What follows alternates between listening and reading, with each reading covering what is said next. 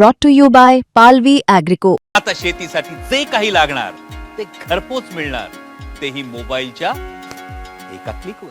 पण तुमचे अनेक गुजराती समाजातले मित्र पण असतील ना? चुकीचं काय? ते कसं बघतात या गोष्टी?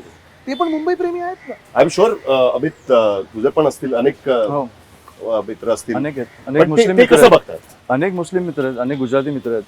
ते या पण गोष्टी राजसाहेब आम्ही जेव्हा बोलतो ना तेव्हा हेच बोलतो की तुम्ही आता बघा की मराठी मुसलमान जिकडे राहतो तिकडे कधीच दंगली होत नाही, कारण तो ह्या मराठी माणसाला मानणार आहे आणि इतके वर्ष इकडे राहणार आहे, मराठी बोलणार आहे.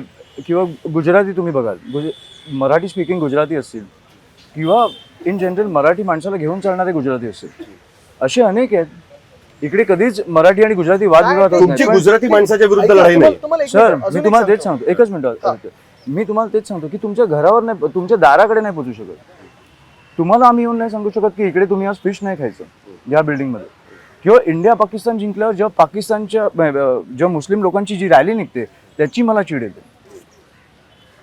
हे आपल्याच देशात घडतं. हे तुम्ही पाकिस्तानमध्ये करून दाखवा की इंडिया जिंकल्यावर आपल्या भारताची रॅली करून दाखवा. अमित साटम खुश होतात. आता बाकी कोण एक्झॅक्टली नाही खुश. एक्झॅक्टली अमित साटम आता पाकिस्तानच्या जर्नलिस्ट दाखल करतात. सो मला आता इंडिया बहुतेक वेळेला जिंकते, पण पाकिस्तान जिंकल्यावर जी रॅली निघते ना त्यांचे झेंडे घेऊन, त्याचा मला राग येतो.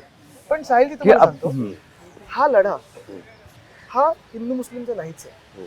हा लढा परत भाषेचा नाही. आता तुम्ही हे अमितला की मला हिंदीमध्ये प्रश्न विचारा, मुंबई तकवर आज तक तुम्ही परवा तर बोलवलंच आहे. कुठचाही धर्म, प्रांत, भाषा ह्याच्या विरुद्ध नाही. हा लढा जो आपल्यावर अन्याय होत चाललेला आहे. अदानी सारखे अमितचे किंवा माझे मित्र कोण खातात का जमिनी? बरं, अदानींची पण वैयक्तिक वाद नाहीच आहे. त्यांचं एअरपोर्ट बनतंय, त्यांचं आमच्याच मागे 10 BKC ते बनलेलं आहे, अनेक गोष्टी बनलेल्या आहेत. पण मुंबई लुटू नका.